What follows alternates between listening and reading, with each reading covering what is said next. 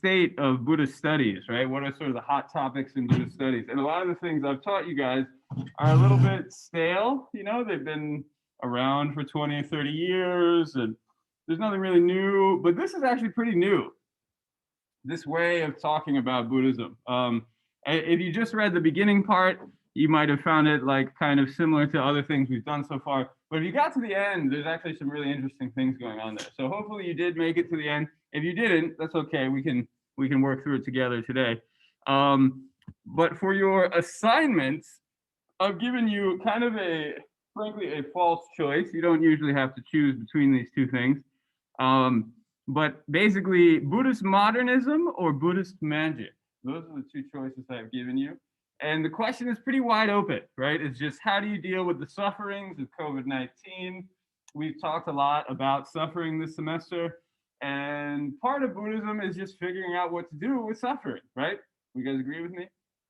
Life story of the Buddha, encounters suffering, tries to figure out what to do about it. And so Buddhists in his wake, right? Buddhists who follow him have kind of done the same thing. They've figured out different ways of dealing with suffering. And I would argue that these are two very different, maybe not totally unrelated, but we often separate the two out, different approaches to dealing with suffering. We'll talk about the first one today, Buddhist modernism. We'll talk about the second one on Thursday. One thing you'll realize is we've kind of already covered both of these topics in some capacity. And so they're not totally new, but you don't know the words yet. Buddhist modernism, Buddhist magic, you might be thinking, what are those? And then I would say that's part of the assignment, right? Is to try to figure this out. So I make it very clear. Gleeg is this, right? What we read for today. Van Schaik is a chapter from, I think I brought it, from this book, which is called Buddhist Magic. I scanned it for you. It's up on Moodle. We'll talk about this next time. This is also new, right? So what we're doing this week is these are the hot topics in Buddhist studies these days. This came out in 2020, right? So back to back, we get Buddhism Beyond Modernity, and then we get Buddhist Magic all coming out at the same time. So what we're doing in this class is sort of putting them together. I hope you guys are ready for the experiment, because as I said, this is all new stuff to me too. Any questions about the reading response? We did one of these before, right? So due on Thursday, due before midnight. It's just sort of like giving you a chance to reflect on everything we've done so far, kind of a halfway point. Maybe since we haven't seen each other a while, let's look at the syllabus. You guys like looking at the syllabus with me? So yeah, that part's done. It's sort of a halfway point in part 2, right? So we're at week 9 now, and then we'll have a couple more weeks, and then we'll have an exam. After this assignment, I don't want to overload you with assignments. I want to give you a break. But after this is done, I'll give you the extra credit, which will be due after the next exam. So if you know you want to do it, you can start working on it. If you're not sure, you want to see how you do on the next exam, you can hold off for a little while. But that'll be due shortly after the next exam. I'm pretty sure the deadline is on the syllabus that I just closed. I guess we could open it again. Yeah, extra credit is due just after the next exam. So I'll tell you the beginning of next week about the extra credit. So any questions about where we're at or where we're going? Doing good? Okay. So like I said, we haven't seen each other in a while. I pre-recorded a lecture last time. Hopefully you were able to watch it. I haven't looked at the YouTube statistics, but I can do that and see how many people actually watched it. And I have a feeling it will not be everybody, but that's okay. Sometimes, we don't get a spring break this semester. I said it before everybody was here, but it was a bit like a mini spring break, right? We got a little break from meeting in person. So just to cover some of the highlights of last week, we went over Tantric Buddhism. Have you guys ever heard of this before? Tantra? Some people pronounce it Tantra. Tantra? Sounds familiar? Can you think of where you might have heard of it before? Okay. So this is another sort of generational thing. I feel like Connor, you know about Tantra?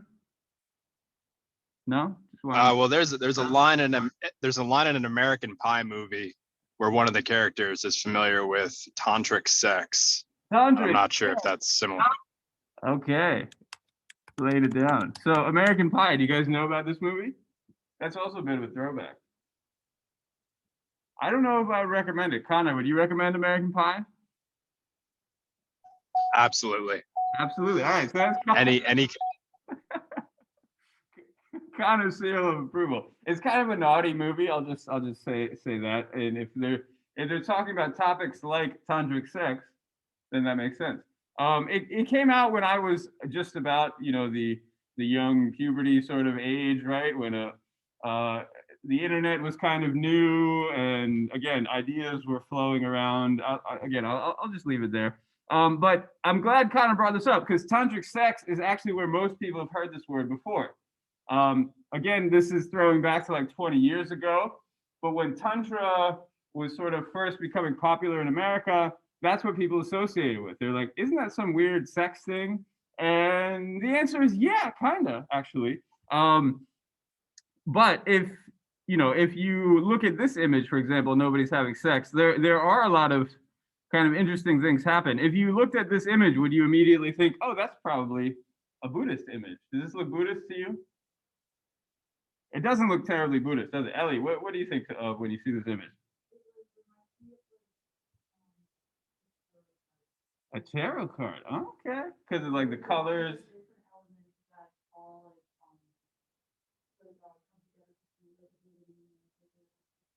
So yeah, there are a lot of little details, symbols. You could look at it for maybe 5 or 10 minutes and still not necessarily take it all in, right? There's kind of a lot going on here. From what?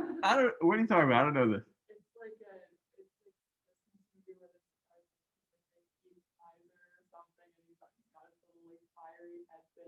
Oh. Classic? Heat miser? All right, we gotta look this up. Heat miser? Heat miser. Oh. Heat miser, snow miser? Oh yeah. Okay. Yeah. Heat miser. Okay. That's interesting. I've seen that guy. I didn't know his name. The Year Without a Santa Claus? Okay. Yeah, that's it. Okay, heat miser. Look at that. And so his counterpart is the snow miser. Very interesting. So maybe we can think fire, right? Fire is definitely kind of a powerful image here. Other things? What else do you notice?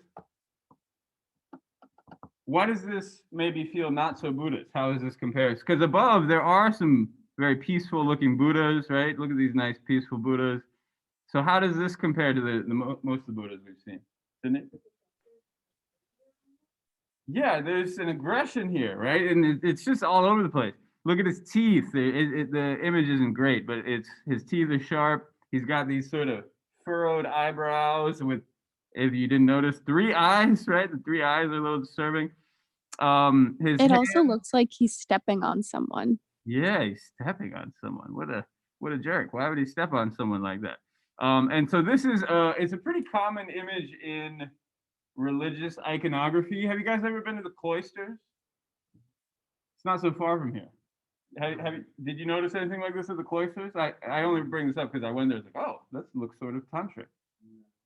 I think it's Saint. Correct me if I'm wrong, but Michael, is he like the badass archangel who fights with demons and stuff? Anybody? Catholics? No. All right. He's like standing on a serpent and like stabbing it. And I'm like, whoa, that looks a lot like kind of a tantric image, right? So how can we interpret this as being Buddhist? Because didn't we learn that it's bad to be hateful and angry and all that sort of stuff? Could anybody maybe try to do a little creative interpretation and try to make sense of this? Because just to be clear, this is a good guy. This is like, let's call him a protector deity or a fierce bodhisattva. Jocelyn? I'm not sure exactly, but he's like holding 2 different things in his hand, so it could be kind of like struggle to find balance. So he does have things in his hands. I like what Jocelyn's doing. She's looking for detailed clues. He's got a snake wrapped around his neck. This one is a lasso. This one is called a vajra, and we'll talk about that in a moment. So yeah, he's perhaps balancing something. I like that idea.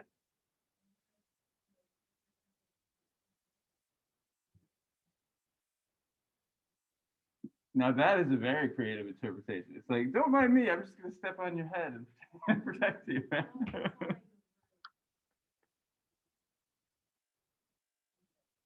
Okay. Well, protection is definitely a key word. I think I just fed that to you. And so there is a sense that he will protect us, right? Do you guys ever feel like you need protection? And so, it begs the question, protection from what, right? What is trying to get you? When I was growing up, it was terrorists that we needed protection from.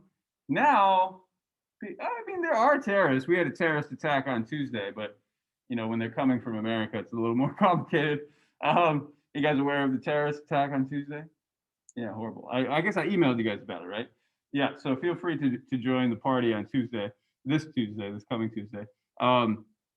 So there are terrorists still causing problems, but when they're homegrown terrorists, it's a bit more of a, these guys don't come out as much. It's more we need to look inward and think, what the hell is happening in America right now?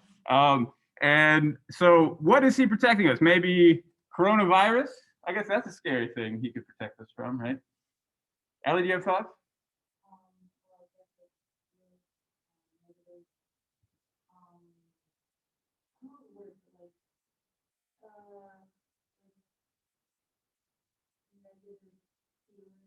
Mm-hmm.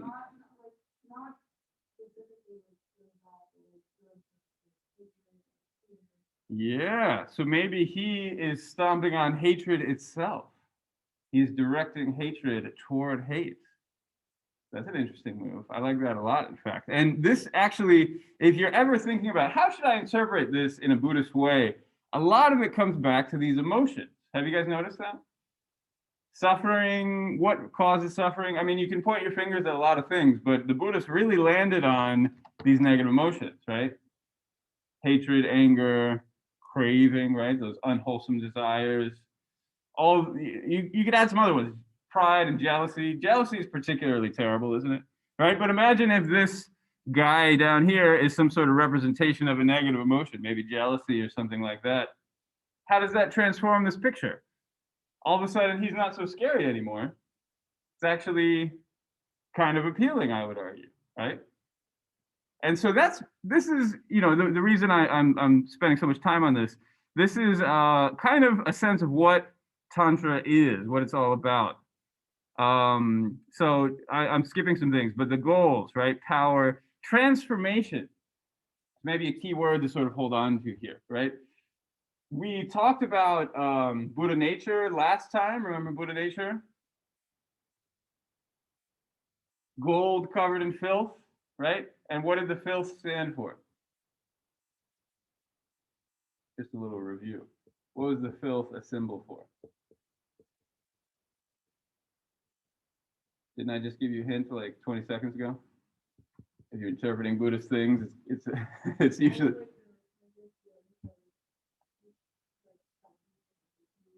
Yeah, it's the negative emotions, right? The translation was a little tricky because they used a technical term called klesha, but that's all it means. The negative emotions, again, hatred, anger, jealousy, craving, lust, all that sort of stuff, right? And so that's one model, is that we have this enlightenment inside of us, but then it's covered by all this crap, right? By all this filth, which equates to these negative emotions. What this is doing is saying, you know what?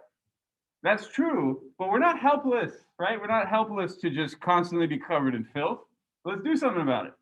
Let's transform the filth into something more like gold, right? Because why not? It's not like it physically exists or something. Let's do some alchemy. Let's transform some things into gold. And that's basically what's being promoted here, is to use those emotions, right? Maybe there is some sort of anger inside of you. It gets you into trouble. It gets you into fights or whatever. You yell at your mom and dad, or you yell at your friends, or you yell at the person on the street, and that'll cause problems for you. But what if you take that anger, sort of that power, right? When this is a very powerful looking image, and direct it at these negative emotions themselves. Well, then something very interesting happens, right? So that's kind of how Tantric Buddhism developed. Is it took these seemingly negative emotions and purifies them and transforms them into enlightenment. That's kind of the idea. Sydney, do you have a question? Okay. Another operative term is power. He's a powerful guy. Can you tell? His name is Vajrapani, just to kind of complete the symbolic analysis. So what is a Vajra? Maybe I should look this one up too, so you can get a full vision of it. Vajra is this thing. It's hard to translate. Some people translate it as adamantium because it's the symbol of like an indestructible metal. Some people call it like a power bolt. It's almost like a lightning bolt, but it also has these symbols of power. What it really is it used to be a weapon. It was longer and bigger, and you would crush people's skulls with it. And now it's smaller and more symbolic. Even by the time this image was made, people weren't really using it as a weapon. It just became sort of the symbol that people hold in their hands. And so this guy's name is the Vajra holder, Vajrapani, Vajra in his hand. Actually, there's another Vajra holder named Vajradhara, but we don't have to talk about him. Vajrapani, Vajra in his hand. So again, Vajrayana, right? We saw Mahayana. Remember that? That's the greater vehicle. This is the Vajra vehicle. So the Vajra is a really key symbol here. And all the things I just mentioned that it symbolizes, power, violence, strength, indestructibility, that's all part of this system, right? We could say it's a goal of this system. So basically covered those ideas. Practices, meditation is here. Again, that's what I introduced to you last time on that video I sent, the pre-recorded lecture. Ritual is important. We haven't really talked about ritual, have we? Maybe a little bit, but not too much. And again, when we get into the new reading for today, we can start to make sense of that. Yoga. So it's not necessarily just the sort of yoga for exercise kind of yoga. This is a different sort of yoga where you merge with a deity. There's a practice called deity yoga where you evoke even scary guys like this, kind of have a conversation with them. No. You see them as a part of you, right? That you see them as a side of you rather than the scary thing that you have to keep away because it looks like a demon or something like that. If you were a Christian missionary and you saw an image like this in a Buddhist temple, what would you think? A demon from hell, right? I mean, even we noticed the fire. That was one of the first things we saw. Doesn't this look like a demon? Yeah. So Christian missionaries saw this. They're like, what? Who are these devil worshippers, right? How dare they? How dare they worship these devils? But again, the whole point is that we often push these things away. We often push these sorts of emotions away, especially if you're part of this Buddhist tradition. You say this is filth, this is bad, this is negative. But what Tantra tries to do is retrieve those parts of ourselves, those kind of darker parts of our psyche. And that leads us back to Connor's point about tantric sex. And again, thank you for bringing that up, Connor. Is sex is another part of it, right? Again, if you have any background in Catholicism, sex is very naughty. You know, I was just talking about puberty a moment ago. Maybe I made you uncomfortable when I used that word. But frankly, it's there, right? It's part of our lives. And so we can try to push it out and say it's negative, it's bad. There's nothing holy about it. It's dirty, right? It's taboo, it's uncomfortable. But what Tantra tries to do is retrieve that too. And say that even sex can have some sanctity, some sacredness within it. Now, as you can probably tell, this opens a whole door for problems, for abuse, for misuse, for perverted teachings. And that happens too. So I don't even want to sugarcoat it from the very beginning. I want to be open with you guys. A lot of abuse has been done within this tradition as well. It's dangerous. It's esoteric. I think I talked about this. Yeah, here's where I laid out for you. Esoteric, it means secret, right? Why is it secret? Because it's dangerous. Because you're dipping into anger, violence, sexuality, lust, all of these things that we've been sort of pushing away and saying those are bad, keep them away. All of a sudden, Tantra is saying, actually, there is a way to do these things well, but you got to learn how to do it well, and it's very easy to do it poorly. Transgressive is another kind of fancy word. What does that mean? Have you guys heard this word before? Transgress? Hey, yeah, getting the roots going. Yeah, so progress, you guys know progress, retrogress, so this would be transgress. So it's the violation of accepted or imposed boundaries. So there's a boundary and you cross the boundary, right? You step over the line. So what is the boundary here? No sex, no violence, right? We're Buddhist monks over here. None of that stuff. And this is transgressive in the sense that it is crossing those boundaries that other parts of Buddhism generally set. Very good. Okay, questions about this? I know this is a lot to think about early in the morning, but you know, we're sort of catching up on a little lost time. So when people started to discover this, let's say in the late 20th century, like in the 80s and 90s, they're like, oh, we can have sex and call it sacred. Isn't that interesting? And so people were into it. Again, it's sort of lost its appeal a bit now. People don't really use this term very much anymore. But even like 20 years ago when this American Pie movie came out, it was sort of in the culture. Again, you know, a lot can change in 20 years. What we're going to do, or what we're going to think about, and really what we did last time, is much more PG. You know, I don't want to scar you guys in your Buddhism class. There are, you know, much crazier things than this, but I have focused on a much more gentle deity, you know, not the violent, scary kind. And her name is Tara. She's a lot like Guan Yin, right? We saw Guan Yin before. We could even say this is almost like a tantric Guan Yin. That wouldn't totally be correct, but it's pretty close to that. Her name is She Who Saves. Again, it's this sort of calm, kind, compassionate bodhisattva figure. Remember bodhisattvas? You work up all the different grounds and almost get to enlightenment. So she's very close to enlightenment. Obviously, she is a she, you know, and she's not a he. Here's a mandala of Tara surrounded by a bunch of other deities. Have you heard this word before? Mandala? That's the thing that is in our culture. There are like mandala coloring books for adults. You guys ever done a mandala coloring book? Where you can get they're much simpler than this one, but they're basically just spatial diagrams that you can sort of meditate on and color in. It's sort of nice. I've never done it before, honestly, but I imagine it'd be nice. So what is a mandala? It's taking these deities and organizing them in space. Once you have more than one Buddha, and I'm maybe you notice I'm using deity and Buddha and Bodhisattva sort of interchangeably. Did you notice that? They kind of merge together.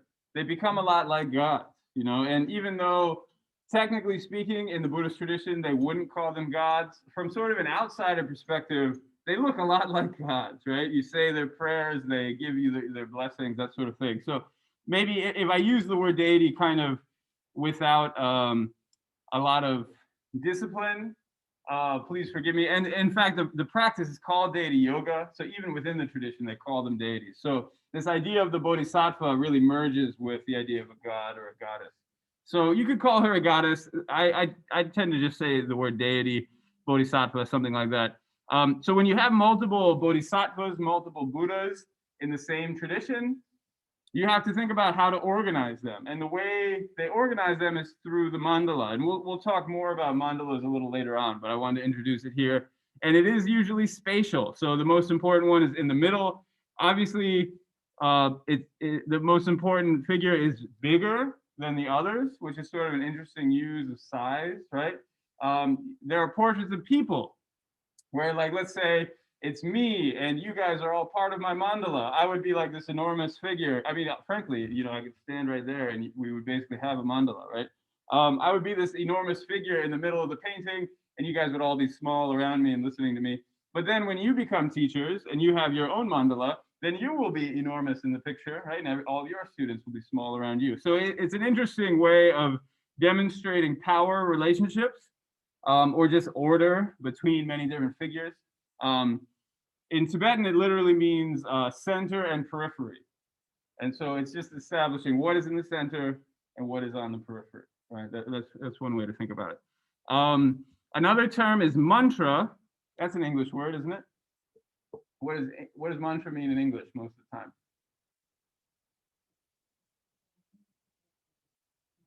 Yeah, exactly. It's like, early to bed, early to rise. That's my mantra. Do you guys have mantras? I guess if you're in this class, that might be your mantra too. You guys go to bed early? I went to bed pretty early last night. I'm feeling good today. So in Tibet, in India, mantra means something slightly different.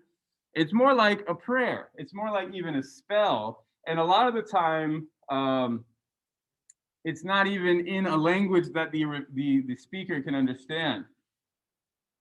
So actually, there's sort of an interesting history of this in Japan. Katakana, you guys, Randy, you know katakana, right? So this way of writing in Japanese that's usually preserved for, or it's usually specific for foreign terms, was first developed in Japan, I think by Kukai, correct me if I'm wrong, for this purpose, to write Sanskrit mantras. So to write these foreign terms in Japanese. And in Tibetan too. So the Tibetan people would say Om Tari Jutari Turi Soha. You can find the Dalai Lama reciting this. It's a very famous mantra. He would know what it means, but most regular people would not know what it means. It'd be like saying a Latin prayer or something like that if you don't know Latin, right? It's this sort of sacred language. Again, this is Sanskrit, but it gets spread widely and recited by various other people. So in any case, what is this? It's sort of like a prayer. It's sort of like a spell almost, right? And, I use that term knowing that it has these magical connotations because it is often used in sort of a magical context.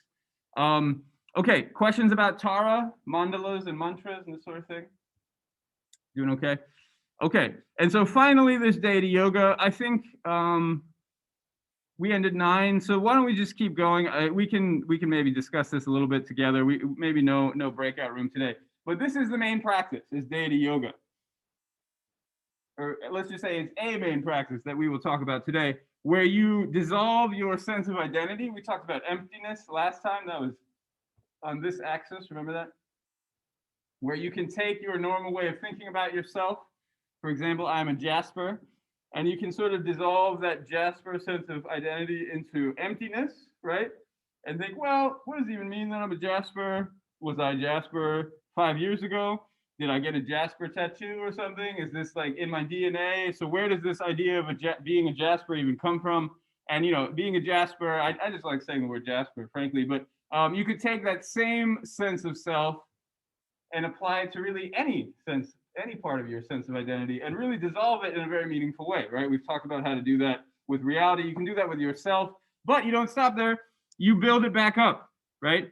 You either, well, actually, in the video I sent you last time, there were kind of an interesting differentiation. If you are initiated, maybe I'll start. If you are not initiated, because again, this is secret, right? So it's like getting into a frat or something. You got to go through the special rites and get into the special group. If you are not initiated, you can just imagine Tara in front of you. Again, you're sitting there meditating. Here comes Tara. You say, hi, Tara, can I have some blessings? And she says, yes. And so that's one way to do the practice. The other way is you become Tara. And again, we talked about gender in Buddhism earlier, and we all decided it's very misogynistic. And that is still true. But here, you are literally becoming a woman deity. And the sense of self, even your sense of gender, it remains somewhat fluid. So you dissolve all that stuff, come back as Tara. And so rather than just meeting with a deity, you are literally embodying enlightenment, right? And so that is this idea of transformation. So all that filth that was covering the gold, even that is becoming enlightenment or disappearing. You can think about it in a couple different ways. So again, what is this? It's transformation. It's almost like, have you ever heard dress for the job you want, not the job you have? This is dressing for the job you want, right? Fake it till you make it. So maybe we can do a quick comparison with Headspace. How does this deity yoga business compare with Headspace? Remember Headspace? You want to listen to Andy's voice one more time? We won't do the practice, but just to remind you. taking some time to get comfortable. You're sitting up or lying down. Just going to start with the eyes open. Remember Andy? Very charming British voice, very soothing. How does this Tara meditation compare to the headspace meditation? What do you think? It's a little hard to compare even, right? Would you say they're like incredibly different?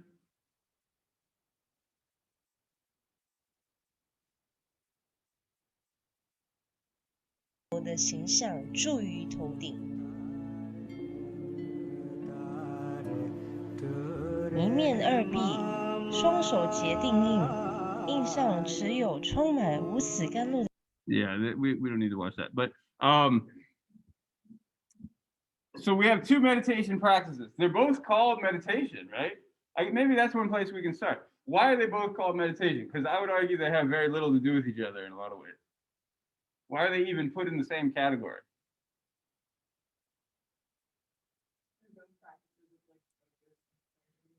Okay, focus and clarity. So if we think like, what is the method being applied to both of these? They're both forcing us, or not forcing us, but asking us to focus our minds on something, right?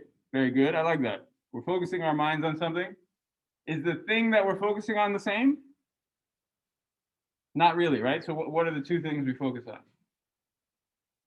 You could start with Deity Yoga, or you could start with Headspace. What do we focus on in each?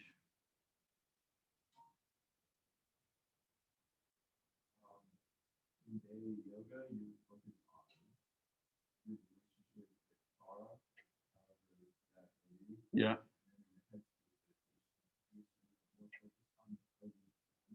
Mm-hmm.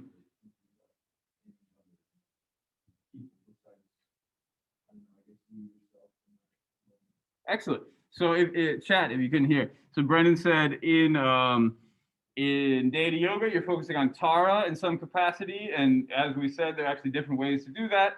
But that's the key, is you're focusing on Tara. In Headspace, you're just focusing on the present moment, right? On staying present and not being distracted and that sort of thing, right? And to come back to Jocelyn's point about clarity, right? For both of those, you need clarity. Because if you're getting distracted with Tara, then you're not able to do that practice either, right? So there is sort of a basic attention that is necessary. So that's great. I feel like you guys pretty much got it. It's sort of, again, it's a bit of a difficult question, but I think you were able to kind of crack this nut.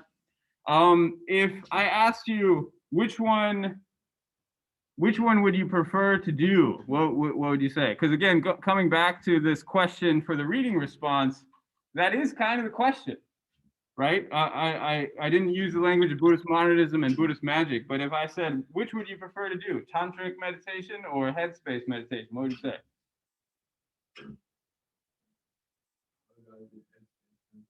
And why is that, Brendan? You don't know who Tara is? I'm introducing you. I do. Yeah.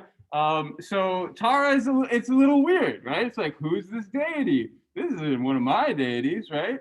And especially from a Christian standpoint, you shouldn't have multiple deities. There should only be one deity. Maybe if you replace this with God, it might be okay. But even so, good, at least for Protestants, maybe Catholics would disagree with this, a good Christian keeps a line between you and God, right?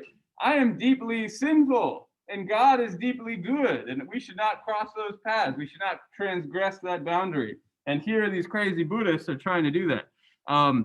Okay, very good. So that's sort of, if you feel a little uncomfortable thinking about this Tara meditation, you're not really sure why, that is kind of the point, right? First of all, it's to introduce it to you and say, here's this unfamiliar meditation practice.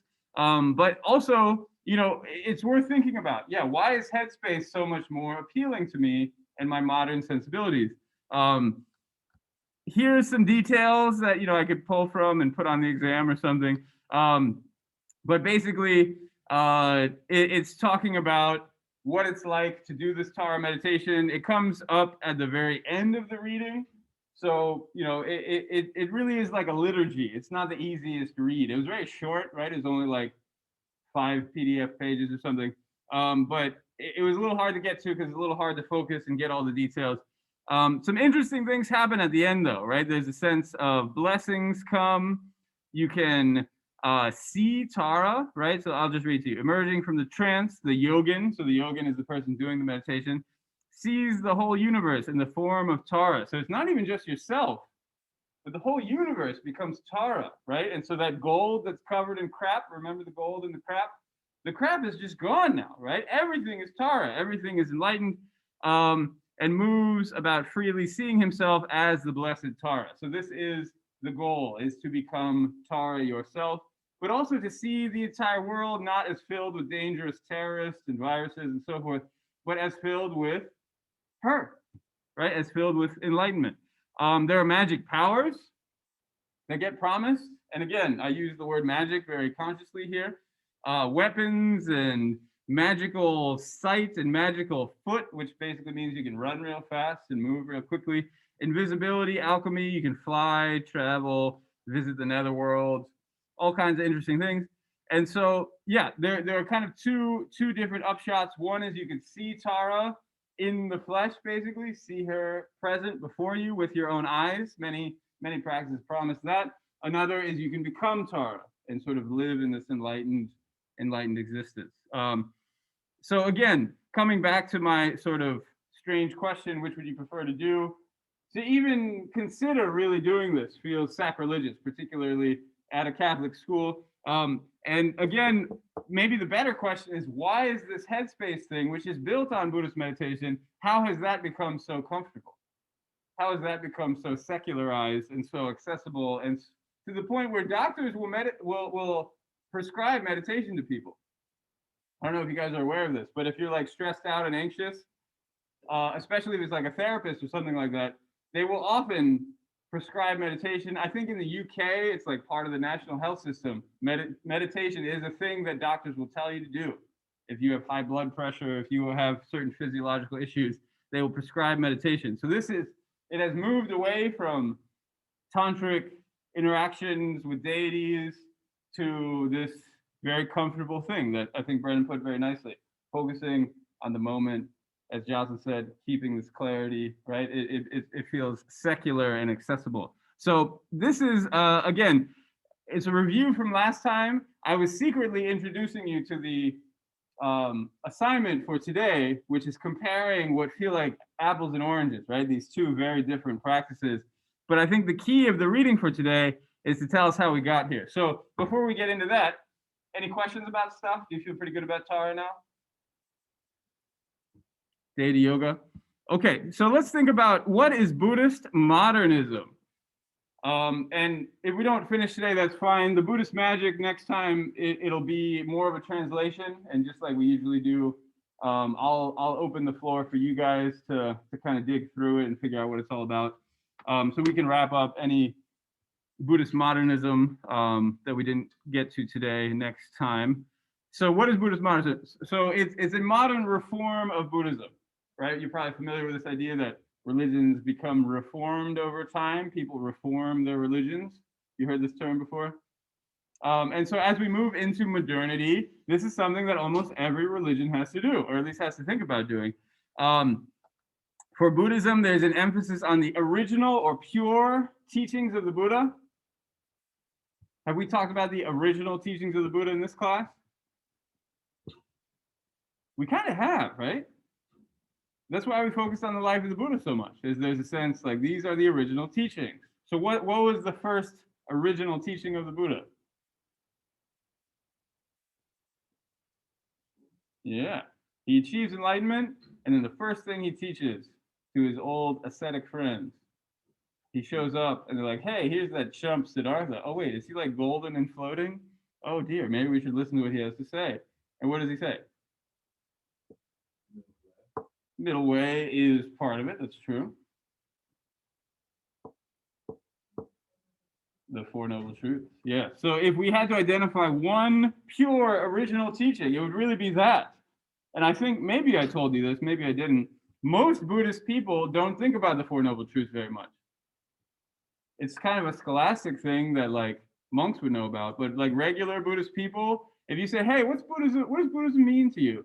They would not say the Four Noble Truths. I know this because I've asked people. You know, I was teaching English in Tibetan communities at one time. My friend runs an English language school, And she's like, Bill, come be a white boy teaching English for us and give us some, good publicity. I was like, okay. And I asked my students, I was like, do you guys know what the Four Noble Truths are? And they're like, what? And I said it in Tibetan. They're like, what? And just most normal people don't know what this is, don't know what the Four Noble Truths are. And so this idea of an original pure teaching of the Buddha is really a modern development. This is something that people like me look for, right? Foreigners, white people, and frankly, British colonialists. We'll get to them too. They want to find what was the real original teaching of the Buddha and kind of dig that out from history. It's rational and scientific. Are the Four Noble Truths rational? Rational meaning like there's sort of a logical consistency to it, as opposed to something like this that's like magic, where you beg for blessings from a deity. The Four Noble Truths are very logical, right? You have a problem, there's a cause of the problem. If you fix the cause, you will fix the problem, and here's a path to do it. Remember? Very logical, very rational, very scientific even. And so karma is often presented as being somewhat scientific too, right? It's this law of cause and effect. Isn't science basically just a bunch of laws of cause and effect? Figuring out how cause and effect works? I mean, that's simplified, but yeah, kind of, a little bit. And so Buddhism could be presented as being rational and scientific as well. A good way to think about this too is the blind man and the elephant. Remember that? Holding on to very specific things. So that's kind of what Buddhist modernism is doing. Collapsing of monks and lay people, right? Am I a monk? I'm not a monk. And yet I can teach even the secret Buddhist teachings, right? And so monks and lay people serve, they're not separated out like in most traditional Buddhist society. They kind of come together in a single form. And then obviously meditation, we've already talked about that, becomes a really central teaching. There's also a promise of nirvana in this life, rather than being some distant goal. We can achieve nirvana here, now, even, perhaps. And then finally, there's social reform. Gender equality becomes a more important goal. And that's something I wanted to highlight, is even in what I would argue is a pretty modern approach to Buddhism that I tried to give you early in the semester, there are still problems with gender, right? And so you can probably imagine in a more traditional setting, they get even worse. So here is, just 5 pieces Anne Gleig put together. Again, she's very sharp, and this is an important book, so that's why I assigned it to you guys. And so these are kind of her observations on what Buddhist modernism is all about. Now, I guess first, any questions about this? Buddhist modernism. So we're asking, what is modern Buddhism and how did it become modern? So the early history of this, a lot of religious studies people like to come back to this moment, the World's Parliament of Religions. You've probably never heard of this before, right? Chicago, 1893. Anybody? No? Yeah. So it's an interesting moment, right? 1893, very long time ago. What was happening in the world in 1893? It's like the Gilded Age. Oh, does that? Yeah, around that time. Yeah, that's right. It's after the Civil War in America. We sort of skip over this period a lot of the time. It's like you got your Civil War, then you got your World War I, World War II, but like late 19th century, railroads, right? Rockefeller, all that sort of stuff's happening. So in any case, World Parliament of Religion. The world is becoming industrialized. The world is becoming modern. Meiji Restoration, right, in Japan. And so these empires are coming together, and people from the empires want to talk about religion, and this is what we get.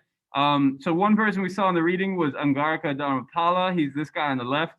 This is Swami Vivekananda. We didn't read about him. I'm not sure who those guys are. This is Nikola Tesla. You ever heard of him?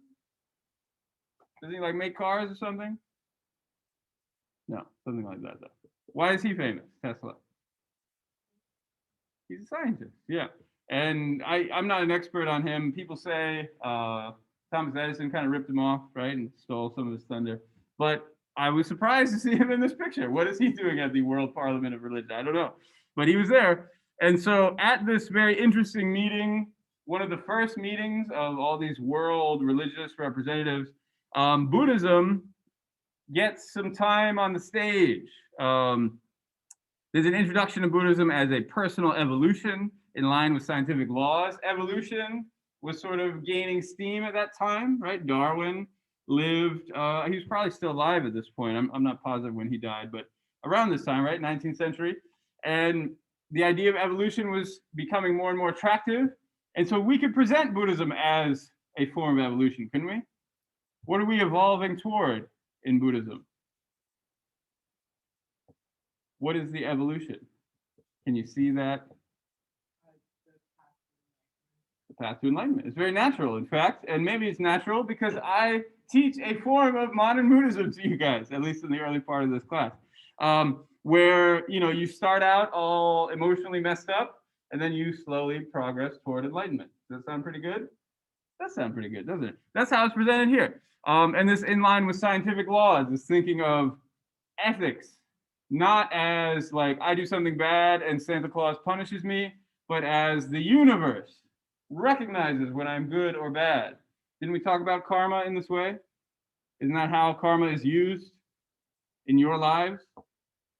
And wasn't the first assignment asking you to take this idea of karma and compare it to how it's presented in Karma Tales and see how that's actually a little bit different?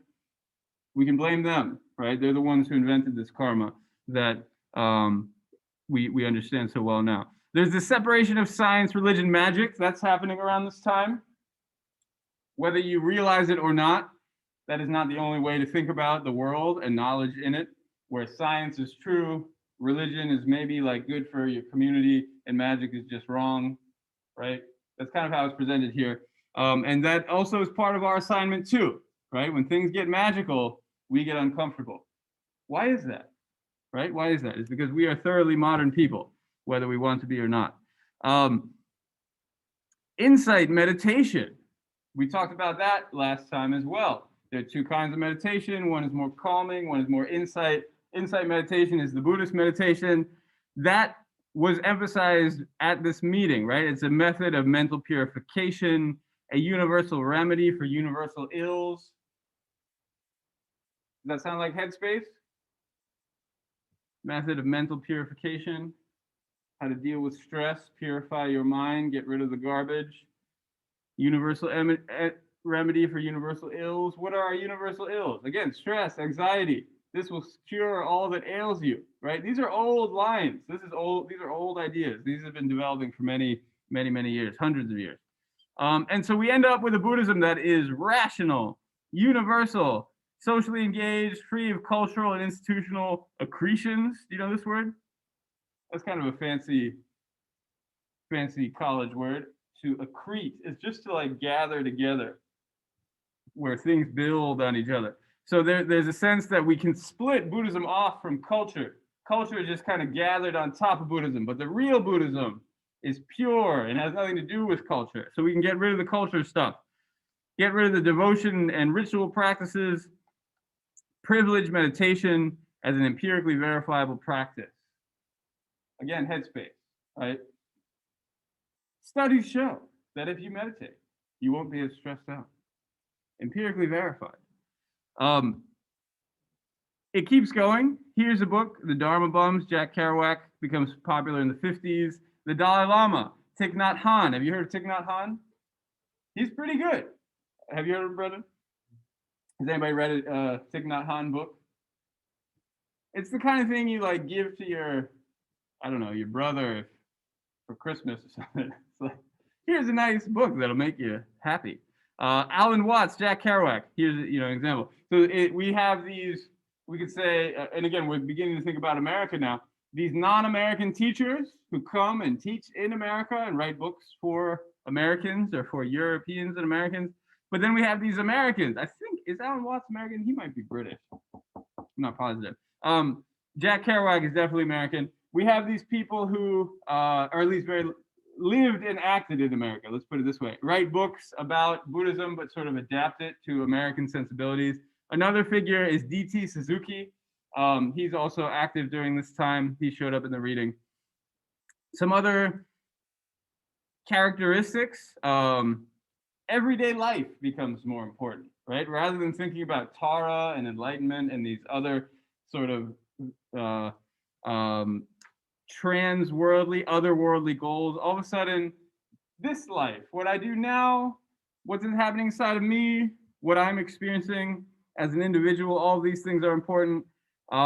These are more fancy words. Maybe we don't have to think about this as much, but getting rid of tradition, getting rid of mythology, right? All of that sort of extra.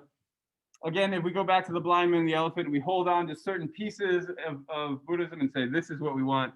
The other stuff is sort of not necessary. Okay. Here's a picture of a nice American-looking monk. If you wanted to learn about Buddhism, do you feel like he would be a good person to approach for it? How does it make you feel to see a white man in robes? And I hate to make fun of this guy. He looks like a nice guy. I looked him up. He has a blog, actually. This is a link to his blog. You remember when people used to blog? I guess you guys are probably like 8 years old at that time.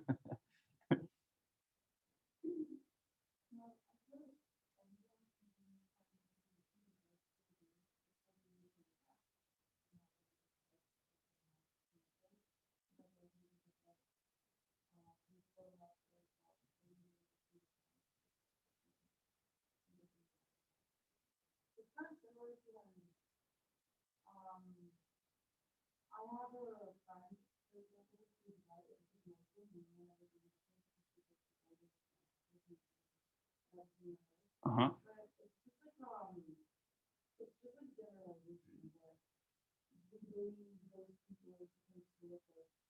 I feel like if he has devoted his life to studying Buddhism, Mm-hmm. I feel like he could definitely trust it. Yeah. But it's definitely not like it looks strange. It's like What if I came in on the first day of the semester and I looked like this guy? I feel like it's really weird. Would you feel like you're getting a better Buddhist teaching, or do you like my sort of professor uniform instead? I got new pants for my professor uniform. They're a little too tight. I got them online. I know it's like the style, but come on, guys, too tight. I thought I was just ordering my size. There's like slim, skinny little baby jeans and little baby pants. Okay, I guess I'll wear them. So anyways, yeah, but what if I was wearing this uniform instead of my stylish professor uniform? Would that give you a different impression of me? I'm out of here. Jumping out the window. Like, not in a mean way, not in a mean way. I'm saying, Uh-huh. if you like, if someone, if anyone walked in, like, if I walked in, like, I was teaching stand stuff, and I walked in wearing implemented costume. Uh-huh. I like where this is going. And why would it be weird? Cultural appropriation, right? Is that what we're getting at here? Would you say he is enacting cultural appropriation here?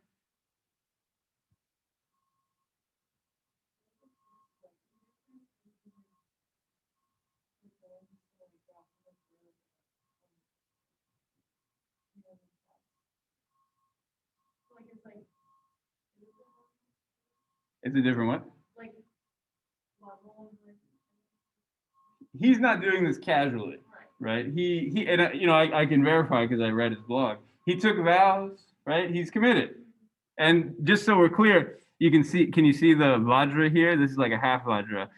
So one thing I didn't tell you is the Vajra also has the connotation of being a phallus, and the bell is sort of its counterpart. So sometimes you get a Vajra and a bell together, and there's sort of balance to that too. So this would be the tantric tradition, and she is also a teacher.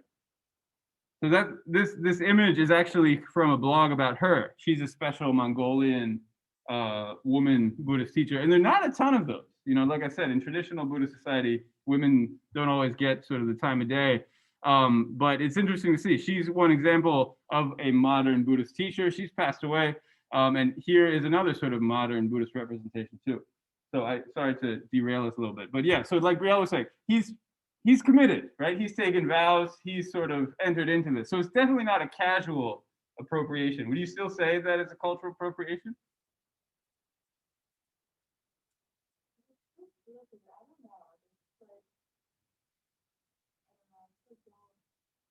believe it. It's experience of the something that's almost like it's calling American Buddhism in the first place seems like all this kind of appropriate. Mm-hmm. Because now it's like, well, this didn't feel like you, I don't know, like it's all, and so I wouldn't believe it for nothing. So I get it if you get kicked out of the discussion.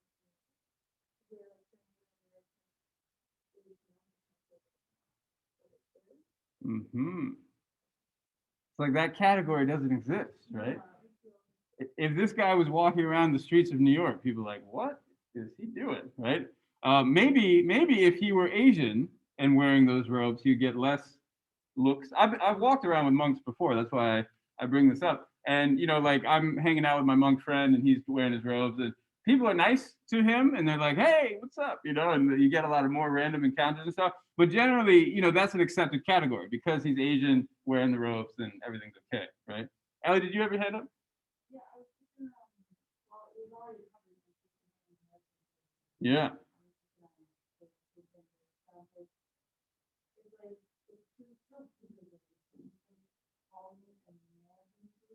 Mm-hmm. Well, and this is what we're getting at, right? Is what is American Buddhism? Is that even a thing? And I'm going to come out and say it is a thing. And so, and again, Anne Gleig's book, we just read one chapter, but that's what she's getting at, right? American Dharma. Remember, Dharma is the Buddhist teachings, right? So what is American Buddhism? What is the space? What is the place for American Buddhism? One thing people said before is there are two kinds. There's Asian American immigrants, and this is like back in the 70s and 80s when almost all Buddhists would have been immigrants at that point, with some exceptions, right? Obviously, I think particularly on the West Coast, there were more deeply seated Buddhist traditions, like in Hawaii, for example. I know I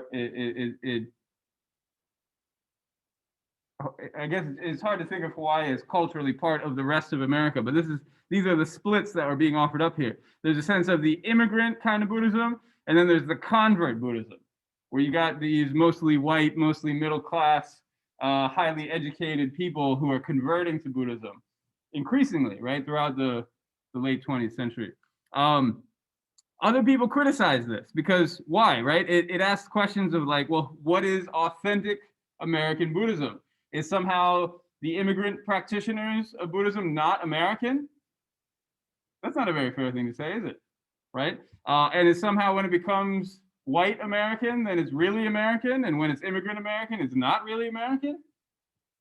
That's not very fair either, right? And who gets to decide, right? Who gets to decide what's really American Buddhism or not? As you're saying, this idea of making Buddhism American at all feels a little uncomfortable. And especially this guy, right? Especially this sort of Buddhism where it's like you're either a white layperson who is interested in Buddhism like me, or you're an immigrant person who can then be a monk and keep these sort of more traditional practices. But we got to keep those split, right? We can't merge those two because otherwise something weird happens, right? And who receives more attention? Now I'll answer that for you. It's the white people, right? The white people get, you know, they get on Time magazine telling you how to meditate and how that's good for your stress. It's Andy Puttycomb telling you how to clear your head, right? That is not an Asian person. That is not one of these immigrant Buddhists, right? He is a convert. I guess he's technically English, but you know, same thing. Okay, let's get into some more of the white stuff. It's sort of interesting. So there's some development issues. Maybe we can come back to this next time. I wanted to show you this picture. It's sort of a weird one. So here is, and again, this is the tradition I know the best. It's a Tibetan Buddhist teacher. People call him the Karmapa. Technically, there are two Karmapas, so I just call him Taye Dorje. You could call him the Karmapa if you want to. And then there are all these white people. I mean, there are some people who aren't white, but a sea of white people. And they're all sort of bowing down. He's standing, and then his kind of white counterpart is standing up too. But if you just saw this picture, I guess maybe I can ask you, what does this make you think? What do you think of this event? Would you be interested in attending it? And I don't want to load my question and lead you in one direction or the other. What do you think they're doing? What is this for? Have you ever attended an event like this? Yeah, it's like a meditation event. So a teacher comes to town there's a Buddhist community of some kind. They get together, they meditate, hang out for like a weekend. Has anybody done this before? And this just happens to be a very large one. And again,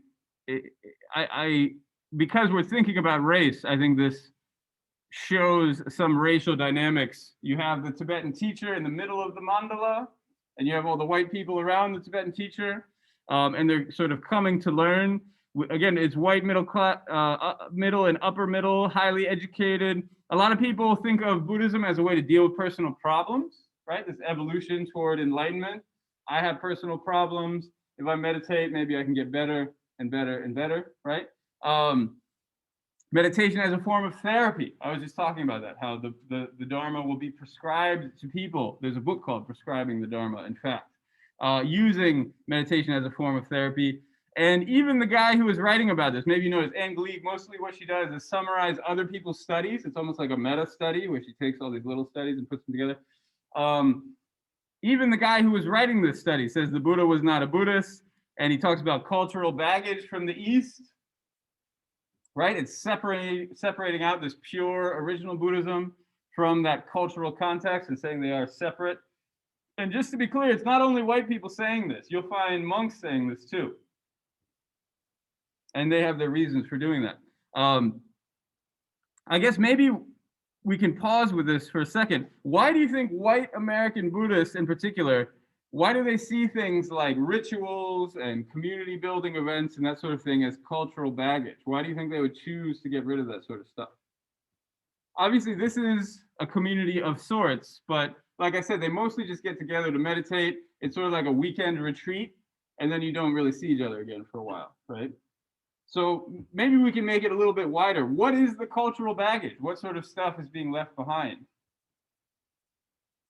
The cultural baggage from the East. What is this referring to, Ellie? The tradition. Yeah, what kind of tradition?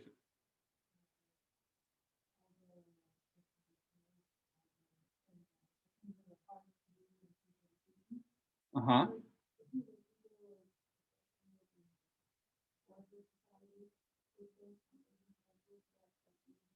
Mm.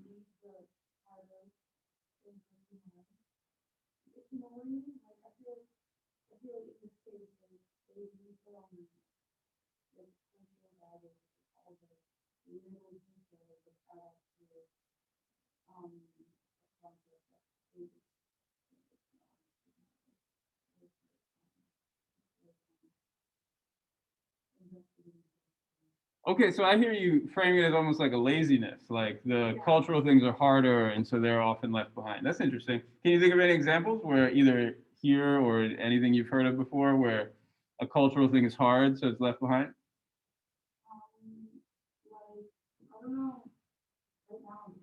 Okay. Well, and again, this is cultural appropriation. This is the conversation. One piece of cultural baggage would be this, right? You might notice the only one wearing robes here, I could be wrong. These guys all look Tibetan. I think they're all Tibetan. The only ones wearing robes here are the Tibetans, right? Why don't any of the white people wear robes? Even this guy who's standing up, who presumably is the teacher of this community, why doesn't he wear robes? Why is that cultural baggage that for some reason these white Buddhists don't want to take up? There's not an easy answer to that. You know, in some ways it's more, I'm just asking you to think about it, I suppose. Would you say that there's a place for white supremacy in Buddhism? What does white supremacy have to do with Buddhism? Buddhism in America. So this begs the question, what is white supremacy? There's a definition given to us. Sydney, do you have an answer?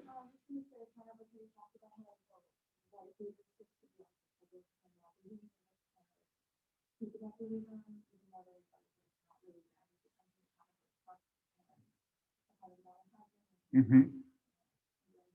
Yeah, I mean, I've taken a lot of shots at Headspace, but it's a company, right? They're trying to make money, and I would argue it's a sort of culturally white phenomenon.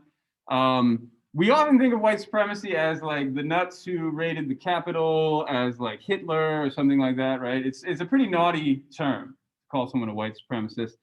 I like this definition because it's actually a lot softer than that. It's less accusatory. I'll read it to you. The conscious or unconscious promotion and advancement of the beliefs, practices, and values and ideals of Euro-American white culture. So again, we've got beliefs, practices, values, ideals of Euro-American white culture. Doesn't really tell us what those are. Forces us to think about what are those. And especially when those cultural values are represented as normal, right? There's a normal way to do things. And it's this way. Was that a handout?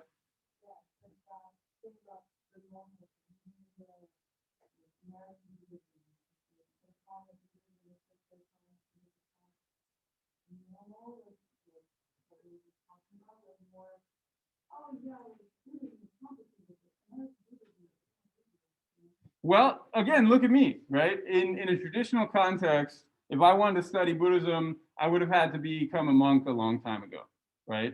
I would have to again, I would look like this guy looks. As we said, there's something sort of uncomfortable about looking at this guy.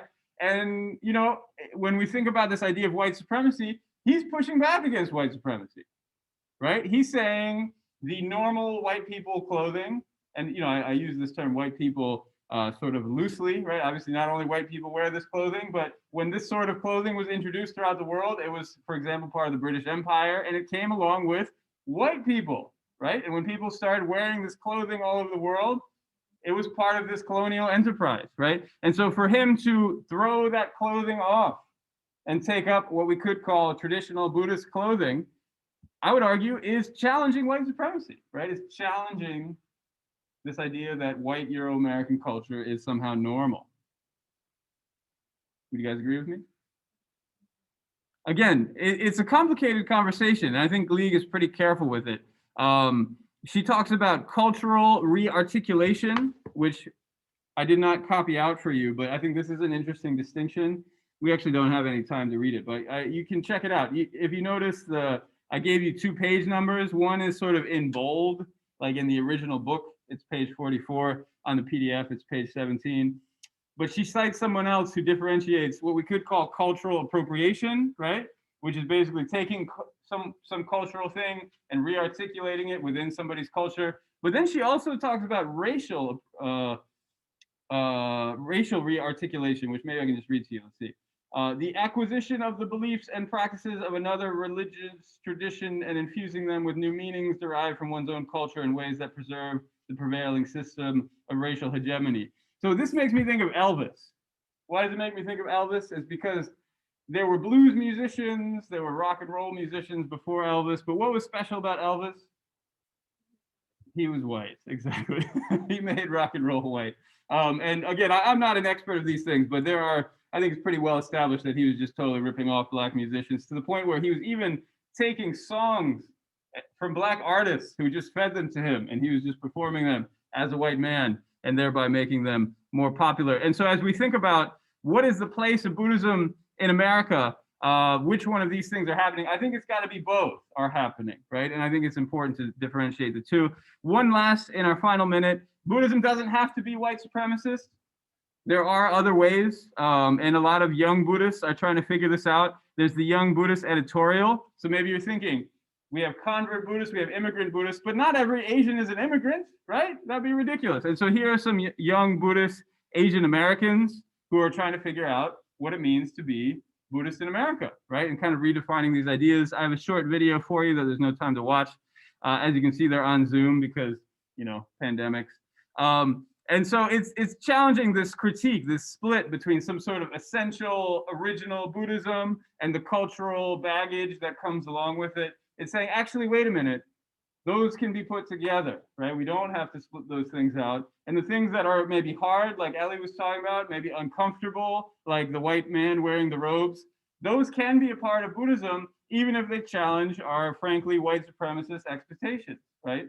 Our expectations about what is normal. So there's a commitment to diversity, intersectionality. And so basically what Gleig, I would argue, is saying is we need to rethink this American meditation-based convert Buddhism, where people like me come into classrooms like this and tell you to relax and tell you to buy my app, right? There's more to Buddhism than that. So coming back to the assignment, This is the choice I'm offering to you. Now, I'm not going to call you white supremacist if you go for the Buddhist modernism. Don't worry, I won't judge you, because obviously I'm still not a monk, right? I'm not going to become a monk. So there is room for a good version of Buddhist modernism. But I also encourage you to give magic a chance, even if it feels a little uncomfortable. So, okay, we're out of time. Any questions? Was this an interesting conversation? Okay. So again, if you didn't finish Gleek, I know it was sort of long. Feel free to go back. A lot of the good stuff starts, let's see if I can find a page for you. Talking about the two Buddhisms and stuff. It's not until the PDF page 12, so like halfway through. The second half is kind of the golden half. Maybe I'll just assign the second half next time. So check it out. Assignment on Thursday. I guess I'll open the door for you all.